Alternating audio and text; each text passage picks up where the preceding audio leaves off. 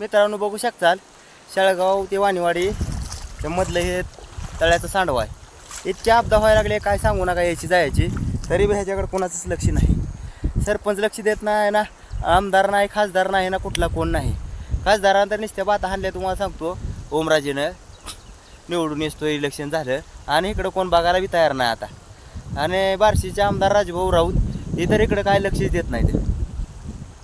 शाळेची लेकरं ह्याच्यातनंच जाते ती वाणीवाडीची वाणीवाडीला शाळा नसल्यामुळे शाळेला जावं लागतं त्यांना। गाड्या तर रोज तो का तिथं गाड्या बंद पडल्या, त्या रोज 2-3 गाड्या बंद पडते त्या लोकांच्या।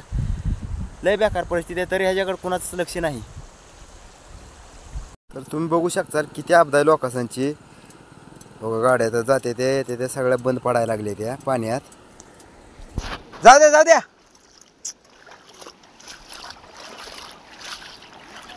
बघू शकता ह्याच्याकडे कुठल्या सरपंचाचं लक्ष नाही किंवा आमदाराचं लक्ष नाही किंवा खासदाराचं लक्ष नाही।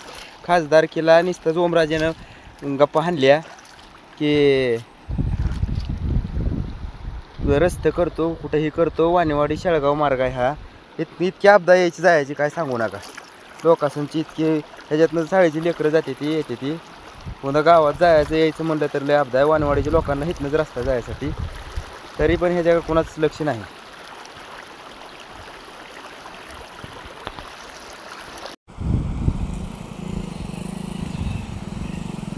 वाणीवाडीचे शिक्षक आहेत, 2 तर गाड्या इथं पण पडलेल्या।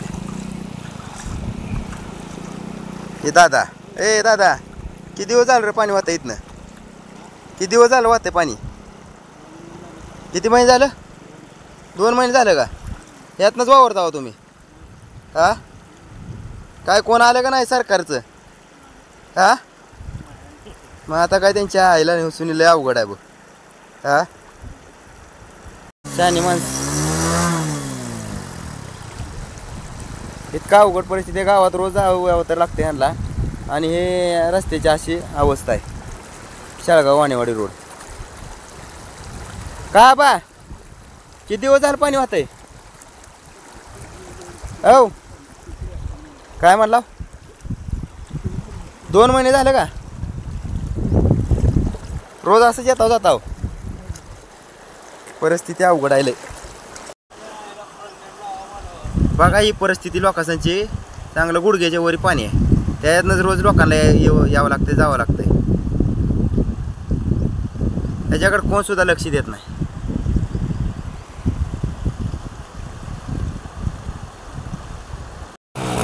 बघा ही परिस्थिती, म्हाताऱ्या माणसाची तर इतकी अपदा आहे की काय सांगू नका। चालत यायची जायचं अवघड झाले या पाण्यातनं।